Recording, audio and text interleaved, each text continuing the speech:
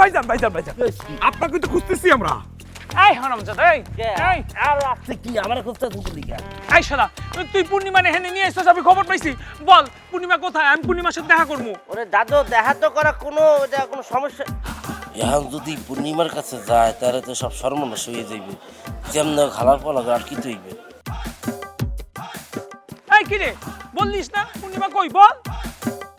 আরে ভাইজান পূর্ণিমা যে কি একটা ঘটনা করাইছে আপনারা নিজেরা কল্পনা করতে পারেন নাই তাই নাকি? হ্যাঁ অবশ্য আমি নিজেও তো কল্পনা করতে পারি নাই আপনারা কেমন ধরে কল্পনা করবেন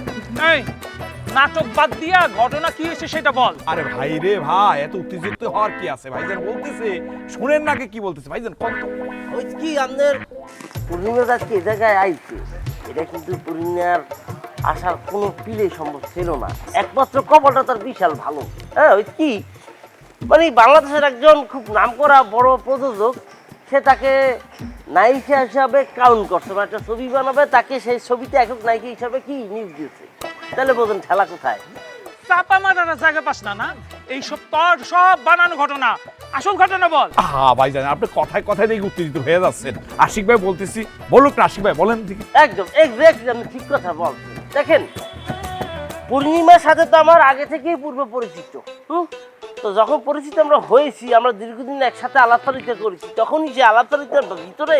সে আমাকে বলছে যে তার নাকি স্বপ্ন নায়িকা হওয়া আমার কাছে আবদার করছে নিবেদন করছে পরে তখন আমি তাকে কথা দিয়েছি যে হ্যাঁ আমি তোমাকে যে পিলেই পারি আমি তোমাকে নায়িকা বানাই ফেলবো তখন এর ভিতরেই কিন্তু কি আমি একটা সুযোগ পেয়েছি দেখেন আমি মাইয়াগার মুখের দিকে তাকাই আমি সেই সুযোগটা কি নষ্ট করি নাই তো আমি তাকে সুযোগ করে দিচ্ছি এই তো খেলাধুলা দেখেন দাদা সাহেব একটা কথা বলি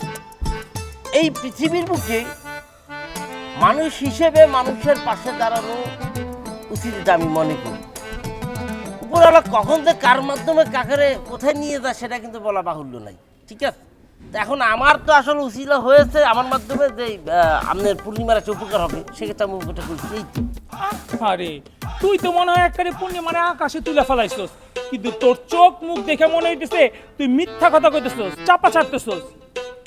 দাদু আমরা খালি একটু ওয়েট করেন পূর্ণিমা যখন নায়িকা হইয়া বের হবে তখন কিন্তু কারোই এই সব কথা মনে থাকবে না হ্যাঁ হ্যাঁ হ্যাঁ, আরে পূর্ণিমা যখন নায়িকা হয়ে যাবে সে কিন্তু আপনার কাছে কৃতজ্ঞ থাকবে, কথাটা আমি কয়া দিলাম। আমার কাছে অবশ্য বলেছিল কিন্তু আমি তো এখনো সুযোগ পাইনি, সেই জন্য তাকে নায়িকা বানানোর জন্য কোনো সাহায্য সহযোগিতা করতে পারিনি। কিন্তু আমার কথা হলো আমরা এখন এই পূর্ণিমার সাথে দেখা করতে চাই। এখন মানে এক্ষুনি দেখা করতে চাই অসম্ভব কেন অসম্ভব কেন রে এখন তো আপনার লোকের সাথে দেখা করতে পারবে না কারণ সে এখন বিরাট মিটিং আছে বিরাট মিটিং বিরাট মিটিং করতেছি। হ্যাঁ বিরাট মিটিং এটা তো উপায় তো নাই দাদা আপনাদের চিন্তা করে দেখেন সে এখন আছে ওই যে ইয়ে আপনার প্রযোজকের সাথে মানে সে নায়িকা হওয়ার প্রস্তুতির অবস্থা আছে